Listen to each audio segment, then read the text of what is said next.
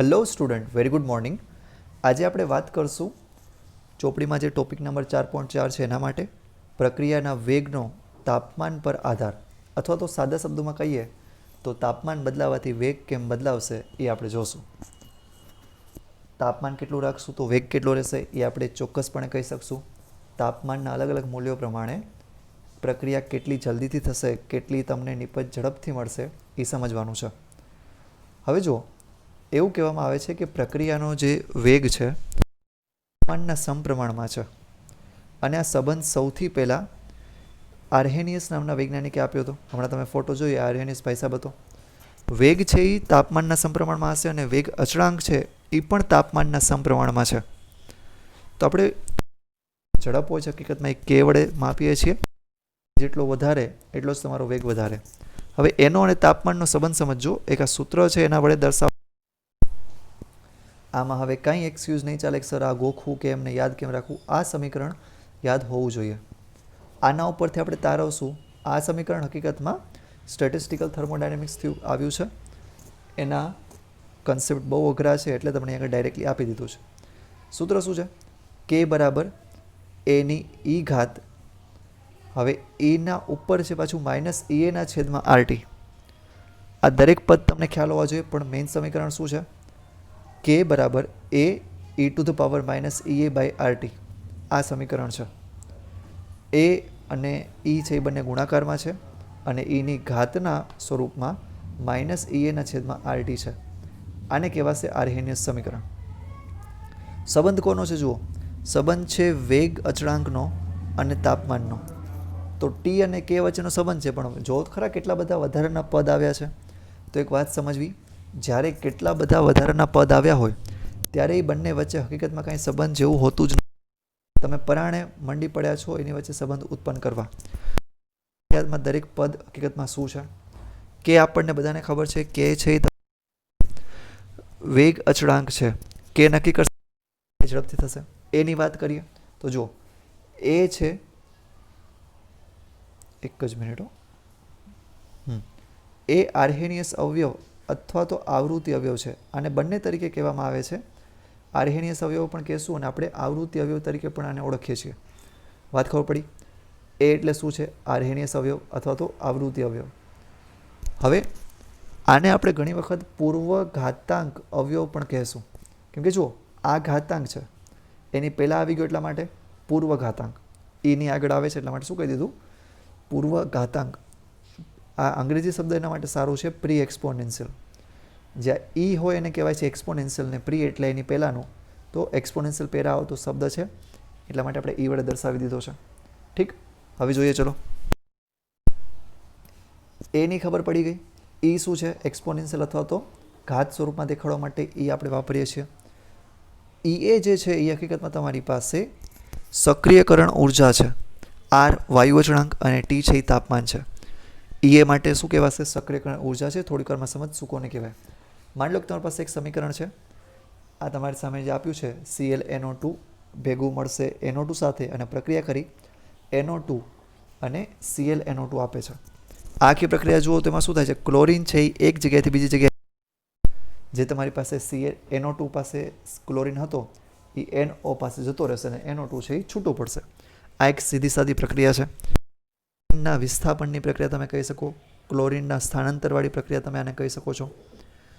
આ પ્રક્રિયા તમારી પાસે તાપમાન બદલાતા બદલાય છે. પ્રક્રિયા થવાની જે ઝડપ છે એ તાપમાન પ્રમાણે બદલાશે. આખી પ્રક્રિયામાં શું થાય? પહેલાં ક્લોરીનવાળો બંધ તૂટે અને ક્લોરીનનો બંધ NO સાથે બની જાય છે, અને આકારમાં થોડો ઘણો ફેરફાર આવે છે, તે હમણાં તમે જોયું. હવે સમજો, આ પ્રક્રિયા જો તમારે કરવી હોય તો બંને વચ્ચે અથડામણ થવી જરૂરી છે, બંને નજીક આવવા જરૂરી છે. જ્યારે બંને નજીક આવશે ત્યારે ક્લોરીન એક બંધ તોડશે અને બીજો બંધ બનાવશે. તો આ આખી પ્રક્રિયા દરમિયાન શું થયું? વચ્ચે એક તમારી મધ્યવર્તી સ્થાન ઉત્પન્ન થાય છે. આ મધ્યવર્તી સ્થાન એટલે શું? એવો સમય કે જ્યારે થોડાક બંધ તૂટેલા હશે અને થોડાક બંધ બનેલા હશે. અહીંયા ધ્યાનથી જુઓ તમે, ડેશ ડેશ ડેશ કરીને બંધ બનાવ્યો છે, બરાબર? તો આ બંધ જ્યારે અહીંયા તૂટીને અહીંયા આગળ નવો બનતો હોય ત્યારે એક આપણી પાસે મધ્યવર્તી નિપજ બને છે. આને કહેવાય છે ટ્રાન્ઝિશન સ્ટેટ, બરાબર?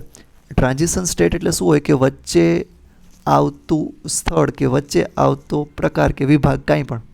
હું એક તમને ઉદાહરણ આપું કે માની લો કે તમે માંડવીથી ભુજ જાઓ છો તો વચ્ચે દહીસરા આવશે, તો દહીસરાને તમે ટ્રાન્ઝિશન સ્ટેટ કહી શકો છો. બરાબર? તો વચ્ચે આવતું સિટી હોય, ગામ હોય, એ બધાને ટ્રાન્ઝિશન સ્ટેટ કે ટ્રાન્ઝિશન સ્ટેટ કહેવાશે. આને આપણે મધ્યવર્તી તરીકે કહીશું ગુજરાતીની અંદર. આ એક મધ્યવર્તી બને છે. કહેવા શું માગું છું ભાઈ? એટલું જ કે જ્યારે કોઈક પ્રક્રિયા થતી હોય તો એમાં એક મધ્યવર્તી બનતો હોય છે. મધ્યવર્તી એકવાર બને પછી એનું વિઘટન થઈને નિપજ બનશે. તો જો તમારે છે આલેખ તમને શું દેખાડે છે કે એક્સ અને વાય ઉપર પહેલાં શું છે સમજીએ. વાય એક્સિસ ઉપર અમારી પાસે પોટેન્શિયલ એનર્જી છે. પોટેન્શિયલ એનર્જી એટલે શું? સ્થિતિ ઉર્જા. બરાબર? મને વાય અક્ષ ઉપર સ્થિતિ ઉર્જા જોવા મળે છે. બીજું શું છે ભાઈ તમારી પાસે? બીજું મારી પાસે એક્સ અક્ષ ઉપર રિએક્શન કોઓર્ડિનેટ્સ છે. મતલબ પ્રક્રિયા છે એ આખી કેટલા સમયમાં થશે એ મને વાય અક્ષ ઉપર એક્સ અક્ષ ઉપર આપેલું છે. આને તમને તકલીફ થતી હોય ને તેમ સમજી લો કે એક્સ અક્ષ ઉપર આપ્યું છે સમય અથવા તો પ્રક્રિયા પૂરા થવા માટેનો લાગતો ટાઈમ. એ સમજશો તોય ચાલશે. હવે ગ્રાફ દોરો છો ને એ ગતિ ઉર્જા સ્થિતિ ઉર્જા અને સમયનો ગ્રાફ છે એમ સમજો. હવે આવો જ મળે છે જે તમને બ્લુ લાઇનથી દેખાડી. એમાં શરૂઆતનો ભાગ છે એ પ્રક્રિયકનો છે, નિપજનો ભાગ છે એ છેલ્લે આપેલો છે. મને ખબર છે આગળ થોડુંક પણ 1 મિનિટ હું તમને આંકડા સાથે સમજાવું. એક સામાન્ય ઉદાહરણ લઈ લઈએ આપણે. સમજો કે તમારી પાસે હાઇડ્રોજન છે. એક જ મિનિટ. મારી પાસે હાઇડ્રોજન વાયુ છે અને મારી પાસે આયોડિન વાયુ તરીકે છે. બરાબર? હાઇડ્રોજન અને આયોડિનની કંઈક ઉર્જા હશે જેને આપણે સ્થિતિ ઉર્જા કહેશું. માની લો કે આની જે સ્થિતિ ઉર્જા છે કે ઉર્જા છે એ તમારી પાસે 100 કિલોજૂલ જેટલી છે. આંકડો સારો પસંદ કરીએ. આની છે કેટલી? 100 કિલોજૂલ. બંનેની આવી ગઈ એમાં. બરાબર? હાઇડ્રોજન આવી ગયો, આયોડિન આવી ગયો. એની ઉર્જા કેટલી? 100 કિલોજૂલ. આ પ્રક્રિયા કરશે અને નિપજ બનશે. નિપજ શું બનશે? 2HI બનશે. હાઇડ્રોજન આયોડાઇડના 2 અણુ તમારી પાસે આવી જશે. H2 અને I2 હતા તમારી પાસે. એની પ્રક્રિયા થઈને તમને નિપજમાં 2HI મળી. એની પણ કંઈક ઉર્જા હશે. આની ઉર્જા માની લો કે તમારી પાસે છે 50 કિલોજૂલ જેટલી. જે નિપજ મળી એની ઉર્જા કેટલી? 50 કિલોજૂલ જેટલી. બરાબર? પ્રક્રિયકની ઉર્જા કેટલી? 100 કિલોજૂલ જેટલી. તો હું તમને ખાલી 2 જ વસ્તુ દેખાડું છું. કઈ 2 વસ્તુ? કે તમારી પાસે રિએક્ટન્ટ છે એની ઉર્જા છે એ 100 જેટલી છે. બરાબર? અને જે પ્રોડક્ટ છે મતલબ નિપજ છે એની ઉર્જા છે એ 50 કિલોજૂલ જેટલી છે. અને માની લો કે મારી પાસે ગ્રાફમાં અહીંયા આગળ 0 હોય, અહીંયા મારી પાસે 50 છે અને અહીંયા આગળ મારી પાસે ગ્રાફમાં 100 છે. તો રિએક્ટન્ટની ઉર્જા માટેનું પોઈન્ટ અહીંયા આગળ આવશે. અહીંયા રિએક્ટન્ટ હશે. નિપજનો પોઈન્ટ મારે કરવો હોય તો અહીંયા આગળ આવશે કેમ કે 50ની સામે આવે છે. બરાબર? તો આવી રીતે આપણે ગ્રાફ દોર્યો છે. પણ પ્રક્રિયકમાં જુઓ, હાઇડ્રોજન અને આયોડિન બંને ભેગા મળે છે. એક વાત ક્લિયર થઈ? આ બંને ભેગા મળી અને આખો એક સંકીર્ણ બનાવશે. આ હાઇડ્રોજનનો અણુ છે, આ આયોડિનનો અણુ છે. આ બંને એકબીજા સાથે નજીક આવીને જોડાશે ત્યારે આ સંકીર્ણ બનશે. આ સંકીર્ણ બને એટલે શું થાય કે એક હાઇડ્રોજનને 2 બંધ બનાવવા પડે. હાઇડ્રોજન આપણને ખબર છે કે એક જ બંધ બનાવતો હોય, પણ આ સ્ટ્રક્ચરમાં તો કેવું છે કે એને 2 બંધ બનાવવા પડ્યા. એટલા માટે એની ઉર્જા છે એ વધારે થઈ જશે. ઉદાહરણ તરીકે માની લો કે 150 જેટલી ઉર્જા થઈ ગઈ. તો આ જે સંકીર્ણ છે, મધ્યવર્તી છે, ઇન્ટરમીડિયેટ છે, એની ઉર્જા થઈ ગઈ 150. તો આ 150 ઉર્જા છે એ હકીકતમાં સંકીર્ણની છે. જે ઉપરનો પોઈન્ટ આપ્યો છે એ કોનો છે? સંકીર્ણનો. બરાબર? તો આ મુદ્દો ધ્યાન રાખજો. હવે આપણે આગળ સમજીએ. હવે બધું સમજાવો. તો પ્રક્રિયકની ઉર્જા ઓછી હોય, નિપજની ઉર્જા એના કરતાં પણ ઓછી હોય, અને જે સૌથી વધારે ઉર્જા આવશે એ તમારી પાસે એક્ટિવેટેડ કોમ્પ્લેક્સ અથવા તો મધ્યવર્તીની આવશે. આ તમારી પાસે મધ્યવર્તી બન્યો હોય એની ઉર્જા ખૂબ ઊંચી હોય. હવે પ્રક્રિયા કરીને મધ્યવર્તીની ઉર્જાનો તફાવત શું કહું છું? ફરીથી સાંભળો. મધ્યવર્તી જે સંકીર્ણ બન્યો છે એની ઉર્જા અને પ્રક્રિયકની ઉર્જા વચ્ચેનો તફાવત, મતલબ આપણે સંકીર્ણ બન્યો હતો HIનો, એની ઉર્જા માની લો કે 150 લીધી હતી આપણે. આ ઉર્જા કેટલી છે? 150. આ ઉર્જા કેટલી હશે? 100 જેટલી. આ બંનેનો તફાવત કરી નાખો. 150 - 100 કરો, તમને જવાબ શું મળશે? 50. તો એ 50 કિલોજૂલ છે એ તમારી પાસે સક્રિયકરણ ઉર્જા આવશે. આ મુદ્દો સમજાણો. સક્રિયકરણ ઉર્જા એટલે શું? તો કે સંકીર્ણ બને છે એની અને પ્રક્રિયકની ઉર્જાનો તફાવત. હકીકતમાં શું થાય કે જે પ્રક્રિયકના સંકીર્ણ બની શકશે એ જ નિપજમાં ફેરવાશે. જે લોકોના સંકીર્ણ નહીં બને એ નિપજમાં ફેરવાશે નહીં. ઉદાહરણ તમારી પાસે, અચ્છા બીજો એક પોઈન્ટ રહી ગયો કે આપણે એક શું જોયું કે પ્રક્રિયકની ઉર્જા અને સંકીર્ણની ઉર્જાનો તફાવત છે એ દેખાડશું શેના દ્વારા? એ દ્વારા, મતલબ સક્રિયકરણ ઉર્જા. હવે પ્રક્રિયકની ઉર્જા અને નિપજની ઉર્જા આ બંનેનો તફાવત છે ને ડેલ્ટા એચ વડે દેખાડશું. ડેલ્ટા એચ વડે દેખાડવાનો મતલબ શું? આ એન્થાલ્પી વડે તમે દર્શાવો છો, બરાબર? જ્યારે એન્થાલ્પી તમારે રિલીઝ કરતી હોય, કેમ કે જો એક વસ્તુ સમજો, ગણિત નહોતું બેસતું. થોડીક વાર પહેલાંનું તમે અરેન્જમેન્ટ જોયું તો ગણિત નથી બેસતું. કેમ? જો આપણે એમ કીધું પ્રક્રિયકની ઉર્જા છે એ તમારી પાસે 100 જેટલી છે, બરાબર? નિપજની ઉર્જા કેટલી ગણી હતી આપણે? 50 કિલો જૂલ જેટલી ગણી હતી. હવે પ્રક્રિયકની ઉર્જા 100 કિલો જૂલ, નિપજની ઉર્જા 50 કિલો જૂલ. તો બંને વચ્ચેનો જે તફાવત છે, આ બંને વચ્ચેનો જે તફાવત આવશે એ કેટલો થયો? 50 કિલો જૂલનો થયો. એ ઉર્જા ગઈ ક્યાં? તો પ્રક્રિયકમાંથી નિપજ બને છે તો ઉર્જા 50 કિલો જૂલ થઈ ગઈ, ઠીક છે, પણ બાકીના 50 ગયા ક્યાં? તો એ ગણિત બેસાડવા માટે આપણે એને કહીએ છીએ કે ઉર્જા મુક્ત કરશે ગરમી સ્વરૂપે, જેને આપણે એન્થાલ્પી એચ વડે દર્શાવશું, બરાબર? તો આ ડેલ્ટા એચ કોને કહેવાય છે એ તમને ખબર હોવી જોઈએ. હવે એક પ્રક્રિયાનો વિચાર કરો કે એ અને બી પ્રક્રિયક ભેગા મળે છે અને સી બનાવે છે.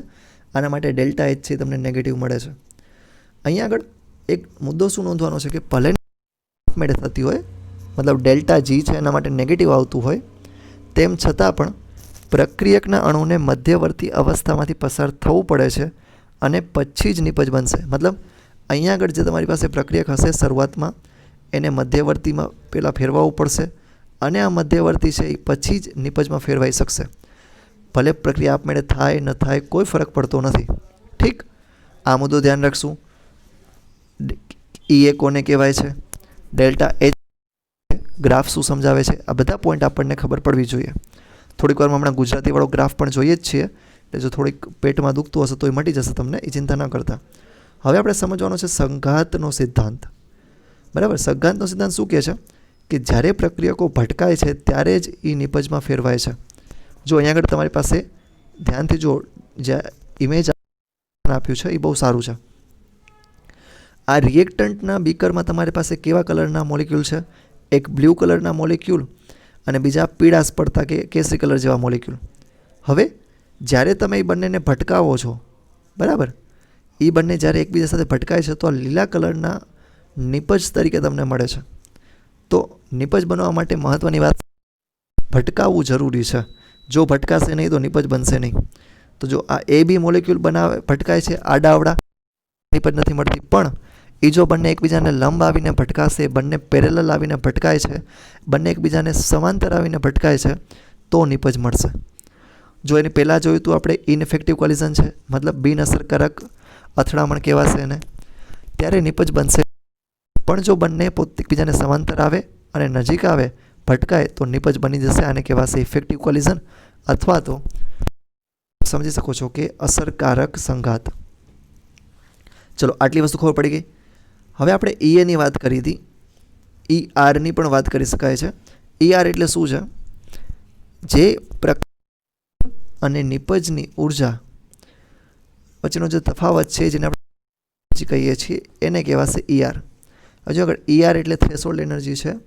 આને દેહલી ઉર્જા કહેશું. શું કહેવાશે? દેહલી ઉર્જા. સમજો, ગ્રાફ જ તમને સમજાવશે. શૂન્ય એનર્જીથી કરીને પ્રક્રિયકની એનર્જી જે છે એને કહેવાશે દેહલી ઉર્જા. તો સાદા શબ્દોમાં જો હું તમને કહું ને તો એ શું દેખાડે છે? પ્રક્રિયકની જે ઉર્જા છે એ જ તમારી પાસે દેહલી ઉર્જા ગણાશે, બરાબર? તો આ ઈઆર અને ઈએ વચ્ચેનો તમને ફરક ખબર હોવી જોઈએ. આપણે વાત કરતા હતા સંઘાતના સિદ્ધાંતની.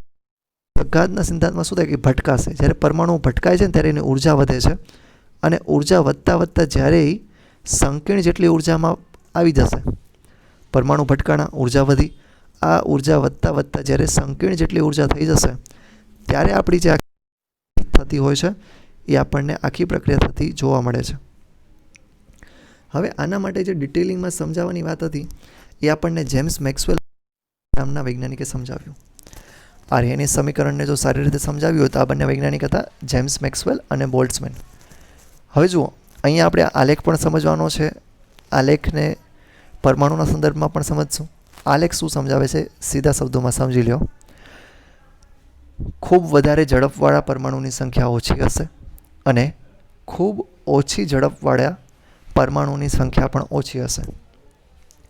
એક ઉદાહરણ સમજો. માની લો કે તમને રોડ પાસે ઊભા રાખી કીધું હોય કે આગળ જેટલા વ્હીકલ નીકળે છે એમની ઝડપ અને સંખ્યા બંને ગણો. તો જે બહુ ઓછી સ્પીડમાં જાય છે, બરાબર, આપણે ગાડીઓની સંખ્યા જોવાની છે. જેની સ્પીડ બહુ ઓછી છે, 0થી કરીને 20 કિલોમીટર પ્રતિ કલાકની ઝડપવાળા હોય એની સંખ્યા સાવ ઓછી હશે, 10% જેટલી.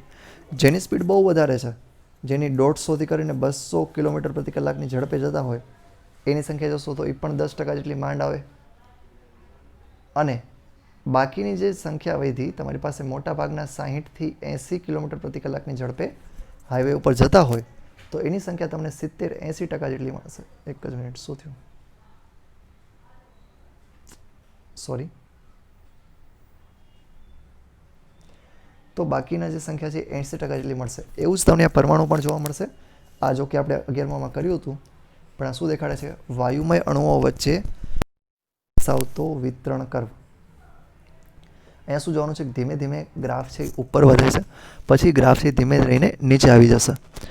આ આપણને દેખાડે છે કે પરમાણુઓની ગતિ કેવી રીતે રહેલી છે. હવે જ્યારે તમે તાપમાન વધારશો તો તમને એક છે આગળ થતો જોવા મળશે. જો પહેલાં ટી સમયે આ ટી તાપમાને આવી રીતે ગ્રાફ હતો, જેવું મેં તાપમાન વધાર્યું આ ગ્રાફ છે થોડોક આગળ હાલ્યો જાય છે, બરાબર. તો બે મુદ્દા યાદ રાખશું. એક શું? એની હાઇટ ઘટે છે. પેલા ટીવાળો ગ્રાફ જો ઊંચો છે, T+10 વાળો ગ્રાફ જો થોડોક નીચો છે, તો હાઇટ ઘટી. આ એક મુદ્દો. બીજો મુદ્દો શું? બીજો મુદ્દો એમ છે કે જે આલેખ છે એ થોડોક આગળ પણ વધે છે, બરાબર. આ મુદ્દો તમને શું દેખાડે છે કે જેમ જેમ તમે તાપમાન વધારો છો એમ સક્રિયકરણ ઉર્જા કરતાં વધારે ઉર્જાવાળા પરમાણુની સંખ્યા વધી. ફરીથી બોલું છું, ધ્યાનથી સમજજો. ટી સમયમાં જે કાળો ભાગ આવે છે ને એટલા જ પરમાણુ તમારી પાસે સક્રિયકરણ ઉર્જા કરતાં વધારે ઉર્જા ધરાવતા. આ છે સક્રિયકરણ ઉર્જા. આ લીટાની આગળ કેટલો ભાગ છે? થોડોક જ છે. એટલે સક્રિયકરણ ઉર્જા કરતાં વધારે ઉર્જા ધરાવતા પરમાણુ ઓછા. હવે જેવું હું તાપમાન વધારું છું એવું જો આ લીટો છે ને એ થોડોક આગળ જતો રહ્યો ને હવે ભાગ છે એ આટલો કવર કરવાનો છે, બરાબર. અહીંયા ઓબ્વિયસ છે કે અહીંયા આગળથી આવશે નીચેથી. હવે જો ભાગ વધી ગયો અહીંયા આગળ, હવે આ કાળો ભાગ એ ગણજો ને ઉપર જે કથ્થઈ ભાગ છે એ પણ ગણજો. તો એ ભાગ વધી ગયો મતલબ શું? પરમાણુની સંખ્યા વધી ગઈ. તો જેમ જેમ તેમ તેમ તમને જોવા મળશે કે પરમાણુ જેમની ઉર્જા સક્રિયકરણ વધારે છે એમની સંખ્યા વધી. જોયું અહીંયા આગળ તમને T1 અને T2 તાપમાને દેખાડ્યા છે. જે ડેશ કરેલા પોઈન્ટ છે એ હકીકતમાં દેખાડે છે કે કેટલા પરમાણુઓની સંખ્યા વધારે છે, કેટલા પરમાણુઓની સંખ્યા ઓછી છે ને એવી રીતે. આ આપણને હકીકતમાં બોલ્ટ્ઝમેન નામના વૈજ્ઞાનિકે આપ્યું હતું, એટલે આપણે એને બોલ્ટ્ઝમેન મેક્સવેલનો સિદ્ધાંત પણ કહીએ છીએ. હવે સમજો, આપણે માની લો કે T1 અને T2 બે અલગ અલગ તાપમાને લીધા. એક તાપમાન ગરમ છે તો T2 તાપમાને તમારી પાસે નિપજ છે એ વધારે મળશે. તાપમાન વધશે એમ નિપજ વધશે, કેમ કે આગળ Tનો અને Kનો સંબંધ સમપ્રમાણમાં છે. બીજી એક વસ્તુ એ શું નોંધવાની છે? એ કરતાં વધારે ગતિ ઉર્જા ધરાવતા અણુઓનો અંશ. આપણી પાસે જે એની ઉપર ઘાત સ્વરૂપે જે આપ્યું છે ને આખું સૂત્ર -A/RT, એનો પ્રેક્ટિકલી મતલબ શું થાય કે સક્રિયકરણ ઉર્જા કરતાં વધારે ગતિ ઉર્જા ધરાવતા અણુઓનો અંશ. અને આ બધા જ પરમાણુઓ છે નિપજમાં ફેરવાશે. જેમની ઉર્જા સક્રિયકરણ ઉર્જા કરતાં વધારે હશે એ બધા પરમાણુઓ નિપજમાં ફેરવાઈ શકે છે. ઠીક, ધ્યાન રાખશું. હવે આપણે જોવાનું છે કે અલગ અલગ તાપમાને અને અલગ અલગ વેગ અચળાંક હોય ત્યારે આપણને કેવી રીતે નિપજ મળે છે. મતલબ બંને બાજુ આપણે લોગ લઈ લઈએ. એક સૂત્ર બનાવવાનું છે એના માટે બંને બાજુ લોગ લીધો. તો ડાબી બાજુ શું થશે? લોગ K, બરાબર. જમણી બાજુ શું? લોગ અને E. આ બંને એકબીજાને કેન્સલ કરી નાખશે અને વધશે લોગ. ગભરાતા નહીં, કાંઈ નથી, ખાલી આગળ પાછળ કર્યું એટલે તમને કન્ફ્યુઝન થશે. હું શું કરું છું, આને લોગ સ્વરૂપે લખી નાખું છું. જો હું આગળ એકવાર લખી જ દઉં એટલે કન્ફ્યુઝન ન થાય. લોગ શું હતું મારી પાસે? A ઇન્ટુ e⁻ EA અને આખાના છેદમાં RT, આવી રીતે છે. હવે ગુણાકારમાં હોય તો શેમાં થાય? સરવાળામાં ફેરવાઈ જાય. બંનેને હું લોગ આપીશ તો આ સરવાળામાં ફેરવાઈ જશે. આટલું થઈ ગયું. અને બીજો એક મુદ્દો યાદ રાખો, લોગ E ઈ આવી રીતે હોય તો તમે એને શું લઈ લો છો? 1 તરીકે સ્વીકારી લેવાય. મતલબ આ ઘાત છે એને પહેલાં આગળ લઈ લેશું અને પછી log e ને 1 તરીકે લઈ લેશું. તો કહેવાનો મતલબ એમ છે કે તમારે ખાલી અને ખાલી આનો log આવશે, એનો log રહેશે, તો log a રહી ગયો એમને પ્લસ સ્વરૂપે, અને આ ઘાત સ્વરૂપે છે એ આગળ આવી જશે અને log e છે એ 1 થઈ જશે. આમ પણ log e હોય એનું મૂલ્ય 1 જેટલું હોય. ધ્યાન રાખજો, ન ખબર હોય તો આજે સમજી લો. log e નું મૂલ્ય કેટલું છે? 1 જેટલું. તો પહેલાં જે આખું પદ હતું એને આપણે આગળ લઈ ગયા પછી log e ની બદલે 1 કરી નાખ્યું તો વધ્યું શું? ખાલી આ પદ. એટલે એ પદ એમને લખ્યું છે -EA/RT. આગળ કેમિસ્ટ્રી ક્યાંય નથી. હવે શું કરશું? આને થોડુંક સાદું રૂપ આપશું. સમીકરણ નંબર 1 આપી દો અને આનું ગ્રાફ દોરું તો જો સમીકરણ કેવું બને છે, આ આપણે ડાબી બાજુમાં કેટલા પદ છે? 1 જ છે. એ ડાબી બાજુમાં પદ મને કેટલું દેખાડું? 1. એને હું કહી દઉં y. પછી બરાબર એમને છે. અહીંયા પદ જો તમને 2 પદ દેખાય છે. એક પદ છે EA/R અને પછી t છે અને નિશાની કેવી? માઇનસ. તો આવશે શું? -mx અને પ્લસ પાછળ અચળાંક છે એટલા માટે આપણે કરી નાખશું c. તો આખું સમીકરણ કોની સાથે સરખાવાશે? y બરાબર -mx + c સાથે. હવે જો આનો આલેખ તમને કેવો મળે છે? આલેખ કેવો મળશે? બાજુ મળશે. લાઈન છે એ નીચે બાજુ આવશે. y એક્સિસમાં તમે log k લઈ લો, x એક્સિસમાં 1/t લઈ લો, તો આલેખ નીચેની બાજુ આવતો હોય એવું બનશે. આનો જે ઢાળ છે એ -EA/R આવશે અને છે એને આપણે દર્શાવી શકશું. તો કહેવાનો મતલબ તમે log a ગોતી શકો છો, -EA/R ગોતી શકો છો. જો તમારી પાસે ગ્રાફ બની શકતો હોય તો એક્સપેરિમેન્ટલ વેલ્યુ હોય એનાથી ગ્રાફ બનાવો અને આ બંને વસ્તુ તમને મળી જશે. બરાબર. હવે ઘણીવાર શું થાય કે તમારી પાસે એક કરતાં વધારે તાપમાન આપેલા હોય અને એના માટે તમને વેગ સમીકરણ ગોતવાનું કે અથવા તો વેગ જાણવાનો કે અલગ અલગ તાપમાને શું મૂલ્ય આવશે એ જાણવાનું કે છે. તો એના માટે શું કરશું જોઈએ?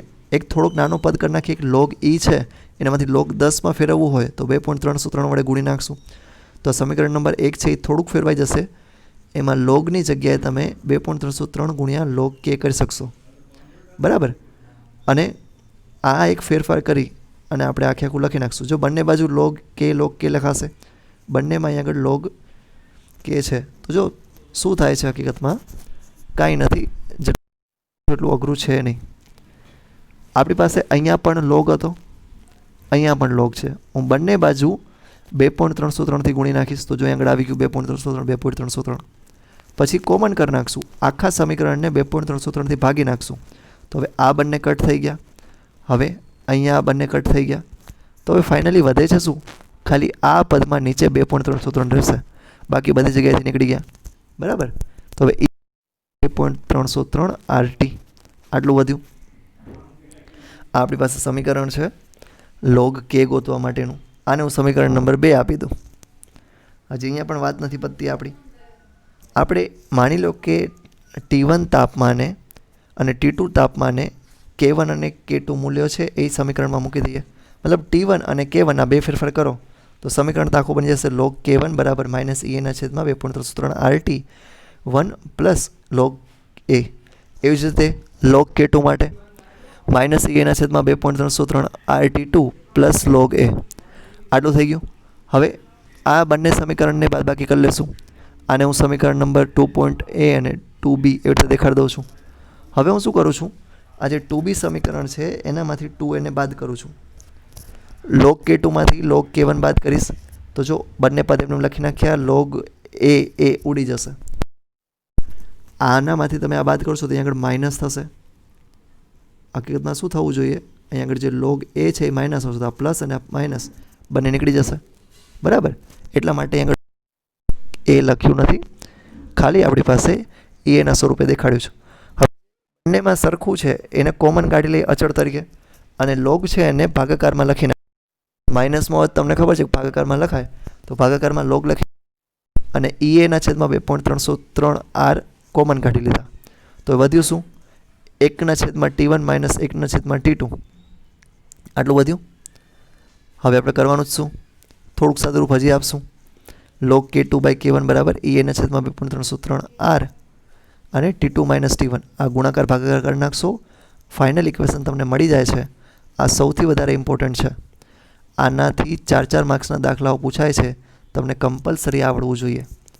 એક દાખલો કરીએ એટલે ખબર પડશે કે શું આવડવું જોઈએ તમને. જો પ્રશ્ન શું છે, 823 કેલ્વિન અને 898 કેલ્વિન તાપમાને વેગ અચળાંકના મૂલ્યો 1.1 લીટર પ્રતિ મોલ અને 6.4 લીટર પ્રતિ મોલ છે.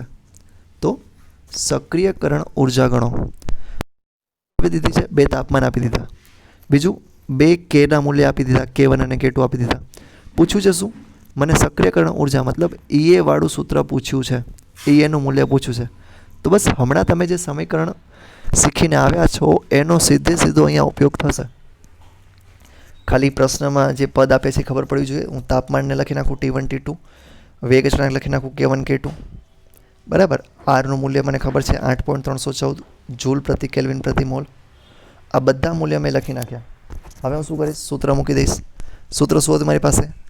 log K2 ના છેદમાં K1 બરાબર EA ના છેદમાં 2.3 ઇન્ટુ 1 ના છેદમાં T1 માઇનસ 1 ના છેદમાં T2. સમીકરણની અંદર બધા મૂલ્ય મૂકી દઈશ ડાબી બાજુથી જોઈને. K2 અને K1 ના મૂલ્ય, પછી આરનું મૂલ્ય, T1 T2 ના મૂલ્ય, અને થોડીક ગણતરી કરી નાખશું. 6 કરશો એટલે આવશે તમારી પાસે 5.8. આ બંનેનો ભાગાકાર કર્યો તમે, જવાબ આવ્યો 5.8. પછી આ બંનેને સાદું રૂપ આપી દીધું તો જવાબ તફાવતના લીધે 75 આવશે. બંનેનો ગુણાકાર કરશો એટલે આવશે 7,39,054. આ બંનેનો ગુણાકાર કર્યો તમને 19.1 મળ્યા. હવે વધ્યું છે એ બધાની ગણતરી, ગુણાકાર અને ભાગાકાર બંને કર્યા, જવાબ આવી ગયો તમારી પાસે. એક જ મિનિટ છોકરાઓ. ઓકે,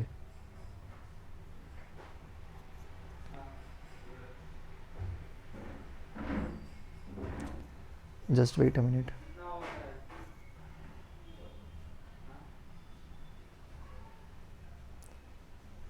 આપણી પાસે જે એ હકીકતમાં આ લોકોના ધડા જ નથી.